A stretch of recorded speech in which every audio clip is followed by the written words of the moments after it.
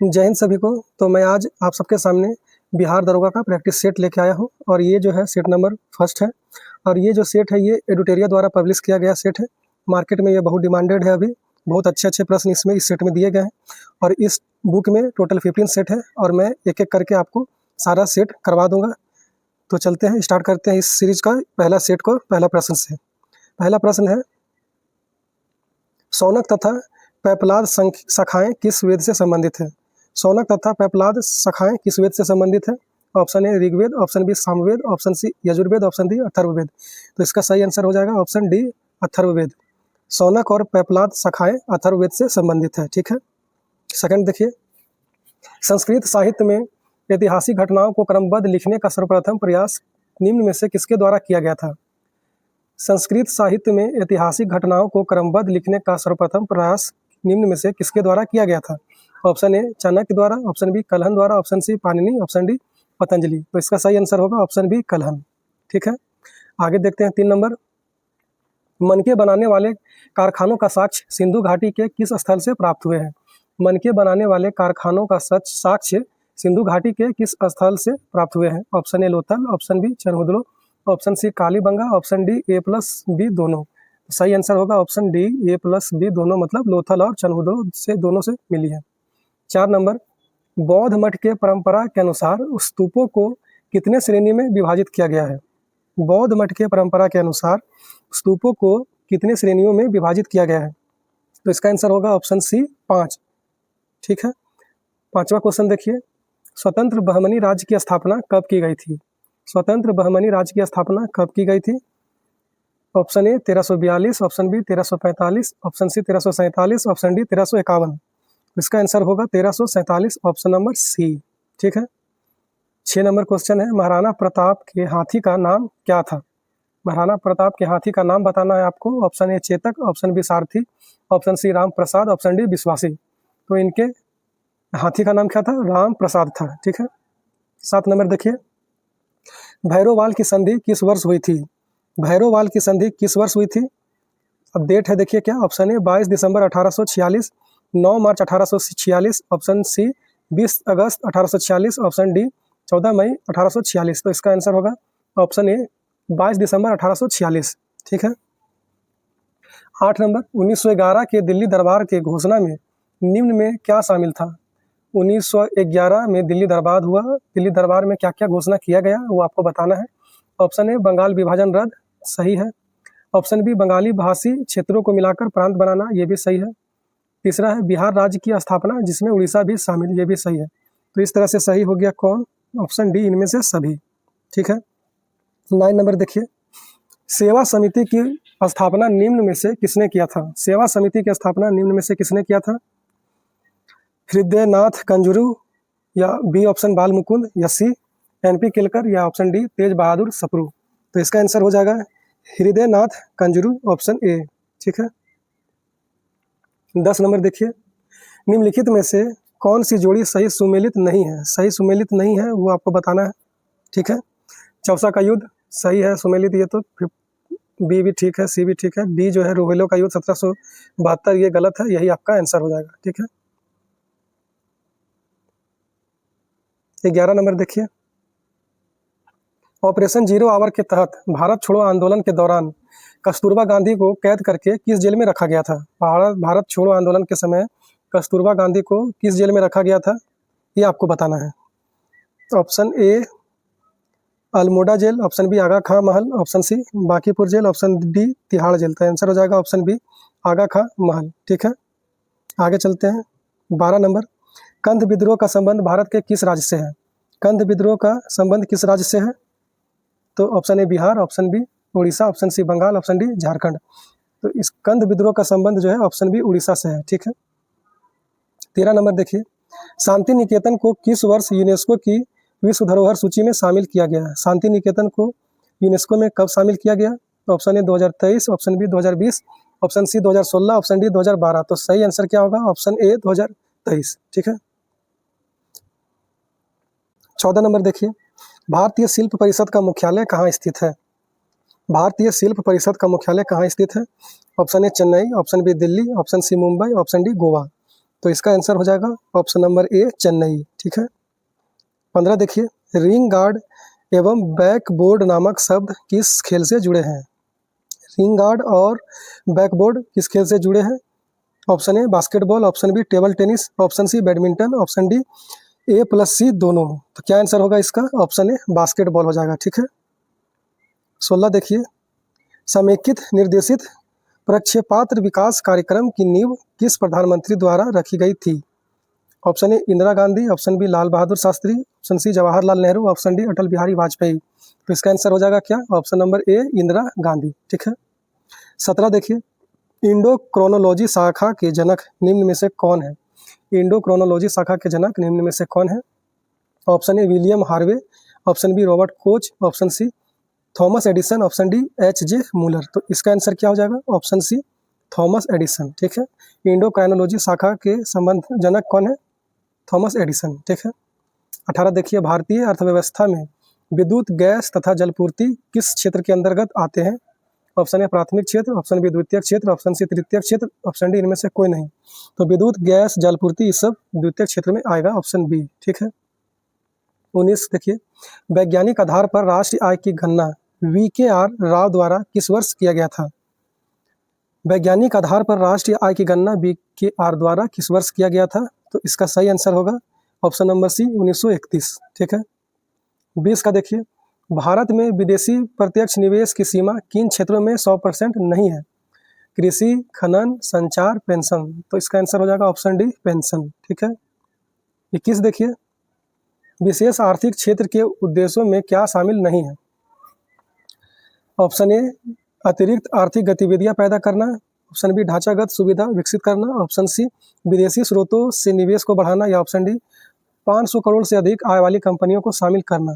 तो इसका आंसर होगा ऑप्शन नंबर डी। ठीक है।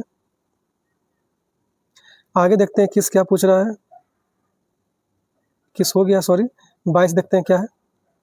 किस समिति ने निर्धनता की पहचान हेतु कॉस्ट ऑफ लिविंग को आधार के रूप में स्वीकार किया है? ऑप्शन ए सुरेश तेंदुलकर समिति, ऑप्शन बी DT लकड़ावाला समिति, ऑप्शन सी रंगाराजन समिति, ऑप्शन डी बीना एंसरे समिति। तो 22 का आंसर हो जाएगा ऑप्शन ए सुरेश तेंदुलकर समिति। 23 नंबर, 76वें गणतंत्र दिवस समारोह 2025 के मुख्य अतिथि के रूप में कौन शामिल हुए? तो ऑप्शन ए है प्रबोवो सुबियांटो, या बी जोको विडोडो, या सी फ्रांसवा बायरू, या ऑप्शन डी इमैनुअल मैक्रोन। तो इसका सही आंसर होगा ऑप्शन नंबर ए प्रबोवो सुबियांटो। ये कहाँ के हैं? इंडोनेशिया के हैं। यही आपके सही आंसर हो जाएंगे। ठीक है। 24 नंबर देखिए, 33वें ग्रीष्मकालीन ओलंपिक खेल 2024 में भारत को कुल कितने पदक प्राप्त हुए हैं? 33वें ग्रीष्मकालीन ओलंपिक खेल 2024 में भारत को कुल कितने पदक प्राप्त हुए हैं? Option A 5, option B 6, option C 7, option D 8। तो 24 का सही आंसर होगा ऑप्शन बी 6। 6 पदक मिला है। ठीक है। 1 सिल्वर है, बाकी 5 ब्रॉन्ज है। ठीक है। आगे चलते हैं। 25 नंबर, केंद्रीय बजट 2024-25 के अनुसार राजस्व घाटा कुल GDP का कितना प्रतिशत है? राजस्व घाटा कुल GDP का 2024-25 के बजट के अनुसार कितना होगा? तो ऑप्शन डी 1.8%। ठीक है। 26 नंबर है, केंद्रीय बजट 2024-25 में मनरेगा हेतु कितना बजट आवंटित किया गया है?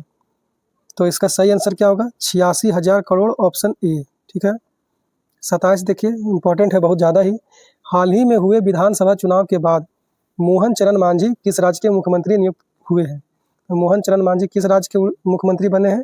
Option A Orissa. ठीक है। 28 नंबर, 24वें SCO संघाई कॉरपोरेशन ऑर्गेनाइजेशन शिखर सम्मेलन का आयोजन कहाँ किया गया है? Option A Pakistan, option B Bharat, option C Kazakhstan, option D Turkmenistan. तो 28 का आंसर हो जाएगा कजाकिस्तान, ऑप्शन नंबर सी। ठीक है। 29 देखिए, निम्न में से रुद्रम 1 क्या है? रुद्रम 1 क्या है? टैंक है, पनडुब्बी है, मिसाइल है, या हेलीकॉप्टर है? तो इसका आंसर हो जाएगा ऑप्शन सी मिसाइल है। ठीक है। 30 नंबर देखिए, विश्व प्रेस स्वतंत्रता सूचकांक 2024 में भारत का स्थान क्या है? तो भारत का स्थान विश्व प्रेस स्वतंत्रता में क्या है? तो 159 है, 159वां रैंक है। ठीक है। 31 नंबर देखिए, 2024 में कुल कितने व्यक्तियों को भारत रत्न दिया गया है? 2024 में भारत रत्न कितने लोगों को दिया गया है? तो इसका सही आंसर होगा ऑप्शन सी 5। ठीक है, 5 लोगों को दिया गया है। 32 नंबर देखिए, वर्ष 2025 में कितने व्यक्तियों को पद्म पुरस्कार दिए जाने की घोषणा सरकार द्वारा की गई है? तो 32 का आंसर क्या होगा? 139 139, ठीक है। इतने लोगों को पद्म पुरस्कार दिए जाएगी, ठीक है। 33 देखिए, भारत सरकार द्वारा किस तिथि को संविधान हत्या दिवस मनाने की घोषणा की गई है? 17 जून, 25 जून, 30 मई, 24 अप्रैल। तो इसका सही आंसर क्या हो जाएगा? बताइए, कब किस तिथि को बताया गया है कि संविधान हत्या दिवस के रूप में मनाएंगे? तो ऑप्शन नंबर बी 25 जून को, ठीक है। क्यों मनाएंगे? क्योंकि 25 जून 1975 को ही इंदिरा गांधी सरकार द्वारा क्या लाया गया था? तो इमरजेंसी लागू किया गया था, ठीक है। आगे चलते हैं। 34 देखिए, 34 पूछ रहा है, होपेक्स सैन्य अभ्यास किन दो देशों के मध्य आयोजित होता है? होपेक्स किन दो देशों के मध्य होता है? तो ये हो जाएगा ऑप्शन नंबर सी, भारत और मिस्र, ठीक है।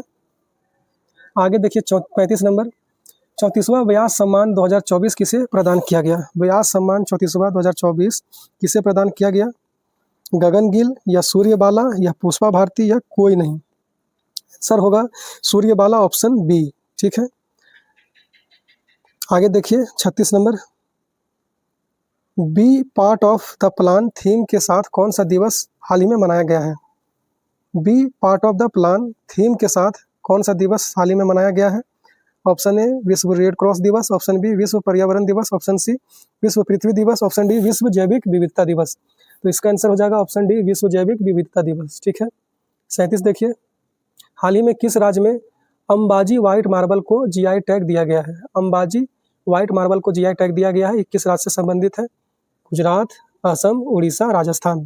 तो 37 का आंसर होगा गुजरात, ऑप्शन नंबर ए। कोई दिक्कत? नेक्स्ट आगे चलते हैं।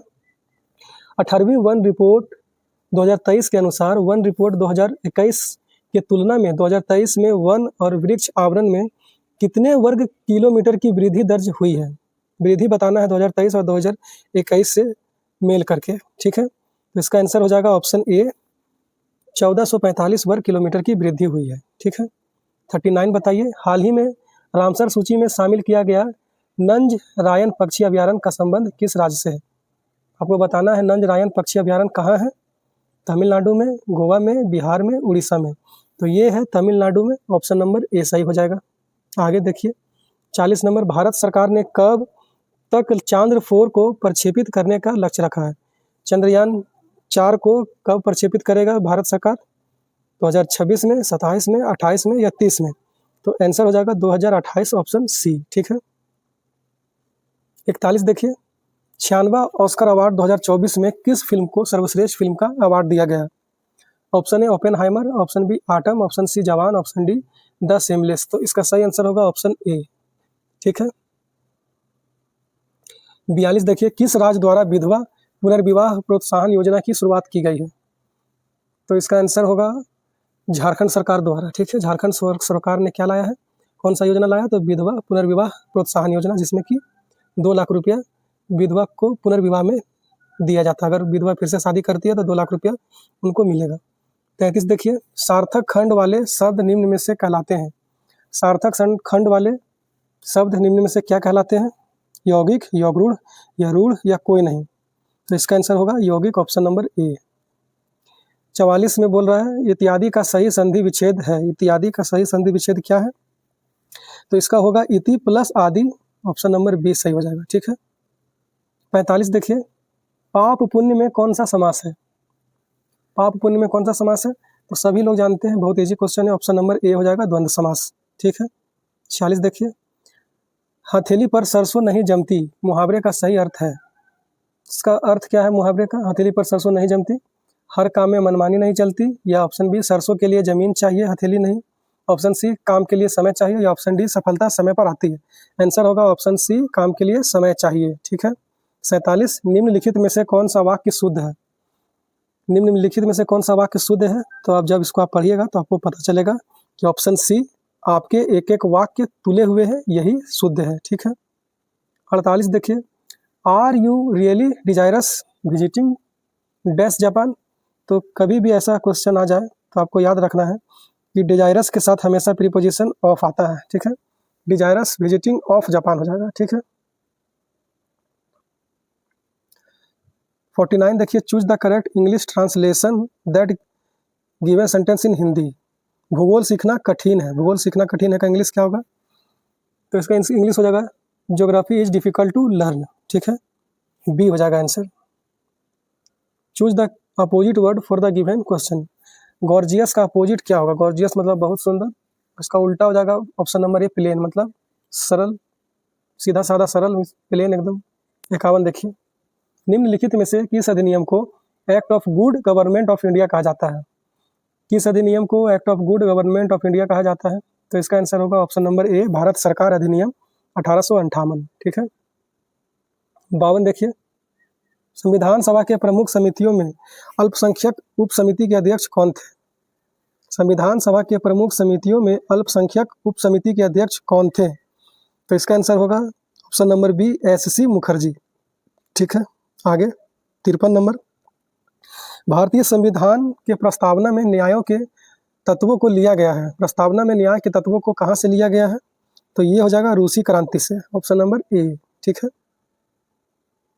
54 देखिए, संविधान के किस अनुच्छेद में यह उल्लेख किया गया है कि किसी अपराध के लिए अभियुक्त किसी व्यक्ति को स्वयं अपने विरुद्ध साक्षी होने के लिए बाध्य नहीं किया जाएगा? तो ये किस में कहा गया है? तो ये कहा गया है 20 के 3 में, तो ऑप्शन हो जाएगा बी, ठीक है। 20 के 2 में क्या कहा गया है? एक अपराध की एक सजा, ठीक है। 55 देखिए क्या पूछ रहा है। 55 नंबर, भारत में न्यायपालिका का कार्यपालिका से पृथककरण का उल्लेख वर्णित है। न्यायपालिका कार्यपालिका से पृथक है, इसका उल्लेख किसमें है? ऑप्शन ए संविधान की उद्देशिका से, ऑप्शन बी राज्य के नीति निर्देशक तत्व से, ऑप्शन सी 7वीं अनुसूची से, या ऑप्शन डी परंपरागत व्यवहार से। तो इसका आंसर हो जाएगा ऑप्शन नंबर बी राज्य के नीति निर्देशक तत्व से, ठीक है। कौन सा आर्टिकल में है? तो 50 में ये कहा गया है कि न्यायपालिका कार्यपालिका से पृथक है, या पृथकीकरण का बात किया गया है। 56 देखिए, भारत की संसद के संबंध में निम्नलिखित में से कौन सा कथन सही नहीं है? संसद के बारे में कौन सा कथन सही नहीं है, इसका आपको आंसर देना है, ठीक है। मंत्रिमंडल को लोकप्रिय सदन में बहुमत का विश्वास प्राप्त रहना चाहिए, सही है या गलत? बोलिए, एकदम सही है। ऑप्शन बी देखिए, संसद का सर्वप्रथम कार्य मंत्रिमंडल का प्रधान करता है, क्या लग रहा है? ये सही है, एकदम सही है। संविधान में एक संसदीय प्रणाली की सरकार का प्रावधान है, सही है। ऑप्शन डी देखिए, मंत्रिमंडल की सदस्यता निम्न सदन तक सीमित है, नहीं, ये गलत हो जाएगा। तो इसका आंसर हो जाएगा 56 का क्या? ऑप्शन नंबर डी, ठीक है। 57 देखिए, भारतीय संसद का सचिवालय के संबंध में कौन सा कथन सत्य है? भारतीय संसद का सचिवालय के संबंध में कौन सा कथन सत्य है? ऑप्शन ए सरकार से स्वतंत्र है, ऑप्शन बी संसदीय कार्य मंत्री के अधीन है, ऑप्शन सी राष्ट्रपति के अधीन है, ऑप्शन डी सर्वोच्च न्यायालय के अधीन है। तो इसका सही आंसर होगा क्या? सरकार से स्वतंत्र है, ऑप्शन ए हो जाएगा, ठीक है। और इस तरह की चर्चा आपको आर्टिकल अनुच्छेद 98 में मिल जाएगा, ठीक है। चलिए 58 नंबर देखिए, और छोटा करते हैं थोड़ा। तो 58 को जब मिलाइएगा आप, तो आपको ऑप्शन नंबर डी आके सही मिलेगा, ठीक है, डी सही हो जाएगा। लोक लेखा समिति वित्तीय समिति है, ठीक है। क्यू का हो जाएगा 4 नंबर, स्टैंडिंग समिति। याचिका समिति का हो जाएगा 2 नंबर, और स्टॉक मार्केट स्कैम संयुक्त हो जाएगा समिति का तथार्थ समिति, ठीक है। आगे देखिए 59 नंबर, 71वें संविधान संशोधन अधिनियम 1992 द्वारा निम्नलिखित भाषाओं में से किस भाषा को संविधान के 8वीं अनुसूची में नहीं जोड़ा गया? जोड़ा गया नहीं पूछ रहा, नहीं जोड़ा गया पूछ रहा है आपसे। Option A Kashmiri, option B Konkani, option C Nepali, option D Manipuri. तो इसका सही आंसर क्या होगा? कश्मीरी, यही नहीं जोड़ा गया था, ठीक है। 60 देखिए, निम्नलिखित में से कौन केंद्र और राज्यों में राजस्व बंटवारे के लिए मापदंडों की अनुशंसा करता है? ऑप्शन ए योजना आयोग, ऑप्शन बी केंद्रीय वित्त मंत्रालय, ऑप्शन सी वित्त आयोग, ऑप्शन डी राष्ट्रीय विकास परिषद। तो 60 का आंसर क्या हो जाएगा? ऑप्शन सी वित्त आयोग, ठीक है। आगे चले 61 देखिए, भूवैज्ञानिक समय के सबसे बड़े खंड को क्या कहते हैं? भूवैज्ञानिक समय के सबसे बड़े खंड को क्या कहते हैं? इयोन या महाकल्प या युग या काल। तो इसका आंसर होगा ऑप्शन ए इयोन, ठीक है। 62 देखिए, निम्नलिखित में से कौन सा ग्रह चट्टानों से बने नहीं, कौन सा ग्रह चट्टान से नहीं बना हुआ है? शनि, बुध, शुक्र, मंगल। तो सही आंसर होगा ऑप्शन ए शनि, ठीक है। 63 नंबर देखिए क्या है, एशिया में विश्व का सर्वाधिक जनसंख्या घनत्व वाला देश कौन सा है? तो देश कौन सा है? भारत, सिंगापुर, बांग्लादेश, पाकिस्तान। तो आंसर होगा ऑप्शन बी सिंगापुर। सिंगापुर का जनसंख्या घनत्व एशिया में सबसे ज़्यादा है। ठीक है। 64 नंबर, बादलों की दिशा एवं गति मापने वाला यंत्र है। बादल का दिशा और गति किससे हम लोग मापेंगे? तो इसका आंसर होगा 64 का डी, नेफोस्कोप हो जाएगा। क्या हो जाएगा? नेफोस्कोप। 64 को हो जाएगा डी, नेफोस्कोप। ठीक है। 65 देखिए, पूछ रहा है निम्नलिखित में से कौन सा कथन सत्य नहीं है? नहीं है पूछा है। ठीक है। ऑप्शन ए पढ़ते हैं, यूरोप एकमात्र महाद्वीप है जिसमें कोई मरुस्थल नहीं है। सत्य है, एकदम सत्य है। विश्व का सबसे शुष्कतम मरुस्थल अटाकामा मरुस्थल है। सही है। विश्व का सबसे बड़ा उष्ण मरुस्थल सहारा है। एकदम सही है। तो इस तरह से ऑप्शन बच गया डी, इनमें से कोई नहीं ही सही आंसर हो जाएगा। 66 देखिए, निम्नलिखित में से कौन सा दर्रा जम्मू कश्मीर में नहीं है? काराकोरम है, पीर पंजाल है, बनिहाल है, अघील नहीं है। अघील हो जाएगा आंसर। ठीक है। 67, सिंधु नदी की सबसे बड़ी सहायक नदी कौन सी है? सिंधु नदी की सबसे बड़ी सहायक नदी कौन सी हो जाएगी? झेलम, रावी, चिनाब, व्यास। तो आंसर होगा सी, चिनाब। ठीक है। 68 देखिए, कौन सा कथन सत्य है बताना है। भारत का सर्वाधिक लंबा राष्ट्रीय राजमार्ग क्या है? NH-44। तो हाँ है। NH-44 में जवाहर सुरंग स्थित है। तो हाँ है। राष्ट्रीय राजमार्ग संपूर्ण देश की सड़कों की कुल लंबाई का लगभग 2% है। तो ये भी सही है। ठीक है। तो इस तरह से आंसर क्या हो जाएगा? 1, 2 और 3, मतलब इनमें से सभी। Option D. 69 देखिए, राष्ट्रीय पर्यावरण अभियांत्रिकी शोध संस्थान, जिसको कि नीरी कहते हैं, उसका स्थापना कब की गई थी? तो इसका स्थापना हुआ था, ऑप्शन नंबर ए सही हो जाएगा, 1958। ठीक है। आगे चले। 70 देखिए, वन्य जीव अभयारण्यों की सर्वाधिक संख्या कहाँ है? Option A Maharashtra, option B Andaman Nicobar, option C Madhya Pradesh, option D Gujarat. तो आंसर हो जाएगा ऑप्शन बी अंडमान एवं निकोबार। 71 देखिए, जीवित मानव शरीर में सबसे कम मात्रा में पाया जाने वाला तत्व कौन सा है? सबसे कम पाया जाने वाला तत्व जीवित मानव शरीर में क्या है? कैल्शियम, मैग्नीज, लोहा, पोटासियम। आंसर हो जाएगा ऑप्शन बी मैग्नीज। ठीक है। 72 देखिए, इलेक्ट्रॉन की तरंग प्रकृति की खोज किसने की थी? इलेक्ट्रॉन की तरंग प्रकृति की खोज किसने की थी? तो आप लोग सभी पढ़े होंगे कि डी ब्रोगली ने किया था। ठीक है। आंसर हो जाएगा सी, डी ब्रोगली। 73 देखिए, आधुनिक आवर्त सारणी के वर्ग में ऊपर से नीचे आने पर तत्वों की विद्युत ऋणात्मकता पर क्या प्रभाव पड़ता है? तो जब हम आवर्त सारणी में ऊपर से नीचे आएंगे तो विद्युत ऋणात्मकता क्या हो जाएगा? घटेगा। क्या हो जाएगा? घटेगा। ऑप्शन ए सही हो जाएगा। ठीक है। 74 देखिए क्या है, निलंबन में परिक्षेपित कणों का आकार कितना होता है? निलंबन में परिक्षेपित कणों का आकार कितना होता है, ये पूछ रहा है। तो इसका आंसर हो जाएगा क्या? ए। ठीक है। 75 देखिए, बीपीएससी में भी पूछा गया था अभी 17वीं बीपीएससी में कि लिमोनाइट निम्न में से किस धातु का अयस्क है? तो लिमोनाइट किसका, कौन सा धातु का अयस्क है? तो आंसर हो जाएगा ऑप्शन बी लोहा। ठीक है। आगे चलते हैं। 76 देखिए, रोमन विट्रियोल को और किस नाम से जाना जाता है या किस नाम से कहा जाता है? ठीक है। निम्नलिखित में से किसे रोमन विट्रियोल भी कहा जाता है, यही पूछ रहा है। नीला थोथा, लाल थोथा, उजला थोथा, हरा थोथा या हरा कशिश। तो रोमन विट्रियोल जो कहेंगे, हरा कशिश को कहेंगे। 76 का आंसर हो जाएगा क्या? तो डी। निम्नलिखित में से किसे नोबल का तेल भी कहा जाता है? नोबल का तेल किसे कहा जाता है? तो ये कहा जाता है ट्राई नाइट्रोग्लिसरीन को। ट्राई नाइट्रोग्लिसरीन को कहा जाता है। ऑप्शन नंबर सी हो जाएगा सही। ठीक है। आगे देखिए 78 नंबर, निम्नलिखित में से सबसे प्रबल उपचायक कौन सा तत्व है? सबसे ज़्यादा प्रबल ऑक्सीडाइजिंग एजेंट कौन सा है? Fluorine, chlorine, oxygen, nitrogen. तो 78 का आंसर होगा ऑप्शन नंबर ए फ्लोरीन। ठीक है। 79 देखिए, जीव द्रव सिद्धांत के प्रवर्तक निम्नलिखित में से किसे माना जाता है? जीव द्रव सिद्धांत के प्रवर्तक कौन थे? तो इसका आंसर हो जाएगा हर्टविग, ऑप्शन नंबर डी। हर्टविग हो जाएगा ऑप्शन नंबर डी। ठीक है।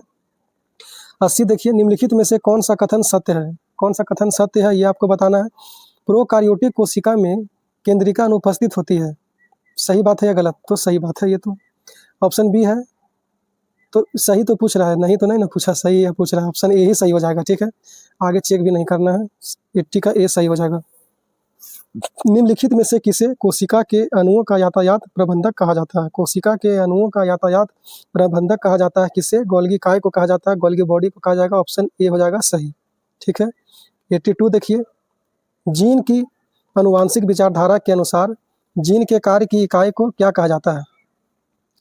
Option A genome, option B cistron, option C muton या ऑप्शन डी रेकॉन। तो आंसर होगा ऑप्शन बी सिस्टोन। ठीक है, आगे देखिए 83 नंबर, जीव द्रव में कार्बनिक तथा अकार्बनिक यौगों का अनुपात क्या होता है? तो आपको अनुपात बताना है जीव द्रव में कार्बनिक और नॉन कार्बनिक यौगिकों का।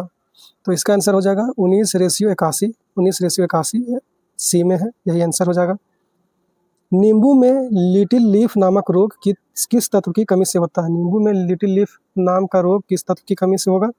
ऑप्शन ए जस्ता, ऑप्शन बी तांबा, option C boron, option D manganese. इसका आंसर हो जाएगा ऑप्शन बी तांबा। 85 देखिए, निम्नलिखित में से किस संघ के सभी जंतु खारे पानी में पाए जाते हैं? ऑप्शन ए संघ प्रोटोजोआ, ऑप्शन बी संघ पोरीफेरा, ऑप्शन सी संघ सिलेंट्रेटा, ऑप्शन डी संघ प्लेटीहेल्मिन्थीज। 85 का आंसर हो जाएगा ऑप्शन बी पोरीफेरा। पोरीफेरा के सभी जंतु जो है खारे पानी में पाए जाते हैं। ठीक है, 86 देखिए, 86 है, मेढक निम्नलिखित में से किस वर्ग के प्राणी है? तो मेढक किस वर्ग के प्राणी हो जाएंगे? मत्स्य वर्ग, एम्फीबिया वर्ग, स्तनीय वर्ग, सरीसृप वर्ग। तो आंसर होगा बी एम्फीबिया वर्ग। ठीक है, 87 है, निम्नलिखित में से किस पादप हार्मोन के छिड़काव से बृहत आकार के फल तथा फूलों का उत्पादन किया जा सकता है? Option A auxin, option B cytokinin, option C florigens, option D gibberellins. तो आंसर हो जाएगा ऑप्शन डी जिब्रेलिन्स। ठीक है, 88 देखिए, पौधे में प्रकाश संश्लेषण के संबंध में निम्नलिखित में से कौन सा कथन सत्य है? सत्य है बताना आपको कौन सा होगा। प्रकाश संश्लेषण के लिए कार्बन डाइऑक्साइड, पानी, क्लोरोफिल तथा सूर्य का प्रकाश आवश्यक है। तो ये तो सत्य है। प्रकाश संश्लेषण की दर लाल रंग के प्रकाश में सबसे अधिक एवं बैंगनी रंग के प्रकाश में सबसे कम होती है। तो ये भी दोनों अपने आप में सही हो गया है अब तक। आगे देखिए, प्रकाश संश्लेषण की क्रिया के दौरान जल का उपचयन ऑक्सीजन के बनने में तथा कार्बन डाइऑक्साइड का अपचयन ग्लूकोज के निर्माण में होता है। ये भी सही है। तो आंसर हो जाएगा डी, इनमें से सभी। ठीक है, आगे चले 89 देखिए, निम्नलिखित में से कौन सा कथन सत्य है? दाब अदिश राशि है, सही है। कार्य का विमीय सूत्र MLT T-2 होता है। तो ये भी क्या है? सही है। ठीक है, विस्थापन घनात्मक ऋणात्मक हो सकता है परंतु शून्य नहीं हो सकता है। तो ये गलत है, विस्थापन तो शून्य होता है, हो सकता है। 4 देखिए, समतल कोण का SI मात्रक स्टेडियम होता है? नहीं, स्टेडियम नहीं होता है। तो 89 का होगा 1 और 2 किसमें है? डी में है। 89 का हो जाएगा आंसर डी। ठीक है, 90 देखिए, घर्षण बल के अधीन किया कार्य क्या होता है? घर्षण बल के अधीन अगर कोई कार्य करते हैं तो वो कैसा होगा? तो वो ऋणात्मक हो जाएगा, ऑप्शन नंबर बी। ठीक है, 91 देखिए, जियो स्टेशनरी सैटेलाइट के संबंध में कौन सा कथन सत्य नहीं है? नहीं है पूछा है। ठीक है, ऑप्शन ए पढ़ते हैं। ऑप्शन ए है, यह पश्चिम से पूरब की ओर पृथ्वी की परिक्रमा करता है। तो ये सही है। इसका परिक्रमण काल पृथ्वी के परिक्रमण काल के बराबर होता है। सही है। इसका कक्षीय वेग 8 किलोमीटर प्रति सेकंड होता है। क्या ये सच बात है? तो ये जो है यही गड़बड़ है, इसी में गड़बड़ है। चौथा पढ़िए क्या है? यह उपग्रह पृथ्वी तल से लगभग 36,000 किलोमीटर की ऊंचाई पर रहकर पृथ्वी की परिक्रमा करता है। ये भी सही है। तो सत्य नहीं है कौन? ये, इसका स्पीड 8 किलोमीटर प्रति सेकंड नहीं रहता है। ठीक है, इसका स्पीड रहता है 3.1 किलोमीटर पर सेकंड। 92 देखिए, निम्नलिखित में से कौन सा कथन सत्य है? सत्य कौन सा है वो आपको बताना है। एक विद्युत धारा दूसरी विद्युत धारा पर बल लगाती है, इसकी खोज एलेसैंड्रो बोल्ट ने की थी। क्या ये सही है? तो नहीं, ये गलत है। इसका खोज आंद्रे मेरी एम्पियर ने की थी। तो ये पहला गलत हो गया। ठीक है, दूसरा क्या कह रहा है? जब समानांतर चालकों में एक ही दिशा में विद्युत धारा प्रवाहित होती है तो दोनों के बीच आकर्षण बल लगता है। सही है। जब समानांतर चालकों में एक दूसरे के विपरीत दिशा में विद्युत धारा प्रवाहित होती है तो उनके बीच प्रतिकर्षण बल लगता है। ये भी सही है। 2 और 3 किस में है? ऑप्शन बी में है। तो आंसर हो जाएगा ऑप्शन बी। ठीक है, 93 देखिए, सरल सूक्ष्मदर्शी की आवर्धन क्षमता क्या होती है? तो ये होती है m बराबर 1 प्लस D/F। ऑप्शन हो जाएगा सही, ऑप्शन ए। ठीक है, इसका मिलान करना है आपको सूची 1 से सूची 2 से। तो इसका आंसर हो जाएगा ऑप्शन नंबर डी, सही हो जाएगा। ठीक है, 1 जाके एस से मिलेगा, 2 मिलेगा क्यू से, 3 मिलेगा आर से, 4 मिलेगा पी से। 95 देखिए, निम्नलिखित में से वह कौन सी प्रक्रिया है जिसके द्वारा कोई वस्तु कुछ रंगों के प्रकाश को अवशोषित करती है और दूसरे को परावर्तित करती है। कौन सा प्रक्रिया है ये? तो ये है ऑप्शन नंबर बी, परावर्तन। ठीक है। 96 मैथ है, इसका आंसर होगा ऑप्शन नंबर ए। 97 भी मैथ है, इसका आंसर होगा ऑप्शन बी। 98 भी मैथ है, इसका आंसर होगा ऑप्शन बी। 99 भी मैथ है, इसका आंसर होगा सी। 100 भी मैथ है, इसका आंसर होगा डी। तो इस तरह से ये जो पहला सेट है जिसमें कि 100 क्वेश्चन था, इसको पूरा कर लिए हैं। ये जो सेट अभी मैं करा रहा हूँ, ये बिहार दरोगा वाला सेट है, प्रैक्टिस सेट। ये पहला वीडियो है और इसी तरह से आपको बाकी का वीडियो प्रोवाइड भी कराएंगे डे बाय डे। ठीक है। तो अगर इस वीडियो का अच्छा लग रहा हो आपको तो आप प्लीज़ कमेंट कीजिएगा कि आपको ये वीडियो और ऐसा कंटेंट चाहिए, मतलब आगे का सेट चाहिए या नहीं। और अगर आपको अच्छा लगा हो तो प्लीज़ चैनल को लाइक और सब्सक्राइब कीजिएगा और अपना वैल्यूएबल कमेंट भी डाल दीजिएगा कमेंट बॉक्स में। ठीक है। तो मिलते हैं अगले वीडियो में। जय हिंद।